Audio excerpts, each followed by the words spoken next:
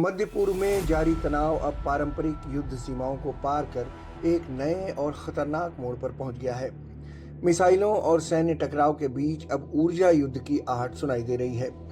Iran ने स्पष्ट चेतावनी दी है कि अगर अमेरिका उसके बिजली संयंत्रों को निशाना बनाता है तो वो पूरे क्षेत्र में उन ऊर्जा ठिकानों पर जवाबी हमले करेगा जो अमेरिकी सैन्य ठिकानों को बिजली सप्लाई करते हैं।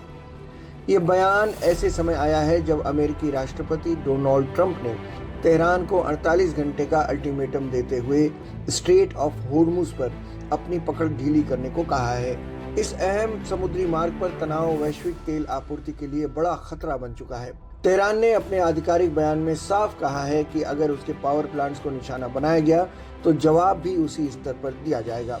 बयान के मुताबिक ईरान न सिर्फ कब्जे वाले शासन के बिजली संयंत्रों को बल्कि उन खाड़ी देशों के ऊर्जा ढांचे को भी निशाना बना सकता है जहां से अमेरिकी सैन्य ठिकानों को बिजली मिलती है।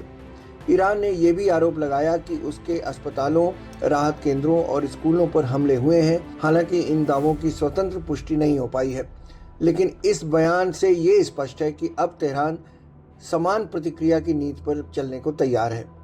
इस संभावित टकराव का सबसे बड़ा असर खाड़ी देशों पर पड़ सकता है।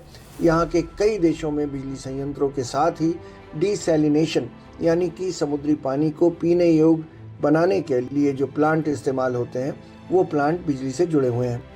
ऐसे में अगर बिजली ढांचा निशाने पर आता है तो ये सिर्फ ऊर्जा संकट नहीं बल्कि बड़े पैमाने पर पानी की किल्लत भी पैदा कर सकता है। विशेषज्ञों का मानना है कि इस तरह के हमले सीधे तौर पर आम नागरिकों के जीवन को प्रभावित करेंगे और मानवीय संकट को और गहरा कर सकते हैं। पहले से जारी संघर्ष के कारण अंतर्राष्ट्रीय बाजारों में तेल और गैस की कीमतों में तेजी देखी जा रही है। मध्य पूर्व वैश्विक ऊर्जा आपूर्ति का प्रमुख केंद्र है और ऐसे में यहाँ किसी भी तरह की अस्थिरता का असर पूरी दुनिया पर पड़ता है। यदि बिजली ढांचे पर हमले शुरू होते हैं तो इससे सप्लाई चेन और अधिक प्रभावित होगी, जिससे महंगाई और आर्थिक दबाव बढ़ने की आशंका है। दुनिया की नजरें अब इसी पर टिकी हैं कि क्या संवाद का रास्ता निकलेगा या फिर मध्य पूर्व एक और बड़े संकट की ओर बढ़ेगा।